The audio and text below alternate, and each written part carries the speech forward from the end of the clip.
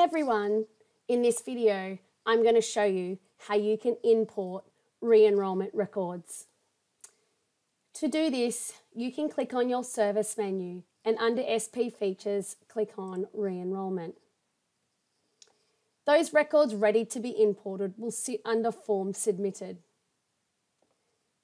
And in the action column you can click on import. You have the ability to update the room and booking type if you wish. So on the original offer, if you sent out the offer for the child's existing room and now they are moving up into a new room, you can do this by selecting that room from the drop-down box and then followed by the booking type.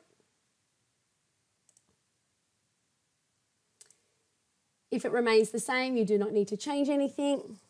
You will notice that the booking start date is the re-enrolment offer date that was originally sent out, and we pre-populate the booking end date for 12 months in advance.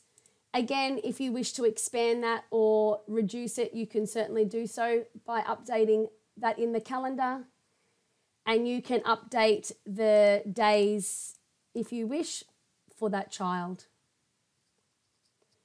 When you're ready to import, you can just simply click import and that will then import that data into the database.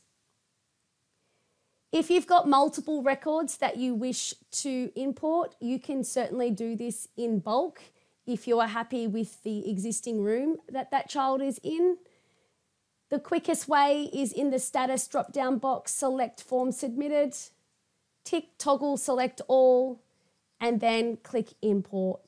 And that will then import all of those records that you have selected. You can also cherry pick them out and import specific records only. Once the record has been imported, when you go to the child's details page and click on the bookings tab, you will then see all of the bookings have now been imported for that new period for the re-enrolment. There is no interruption to the existing enrolment for that child. And when you go to the Guardian's details page and click on the Documents tab, you will see all of the re-enrolment forms listed there. That will allow you to view or download for your own use. Remember, when importing the re-enrolment, it does not import any of the medical information, emergency contacts, or any other information that the Guardian has updated in the parent portal. This would have occurred immediately once the Guardian had updated that in their parent portal. Going back to the re-enrolment screen, in the action column, you do also have the ability to view the PDF of the re-enrolment before you import the record.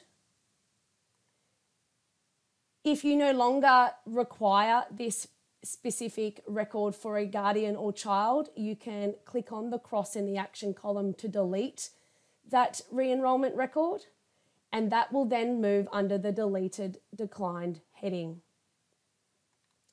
To archive any of your re-enrolment records to keep your database clean, you can simply tick the box on the left-hand side, or if you can do this in bulk by ticking on the toggle select all.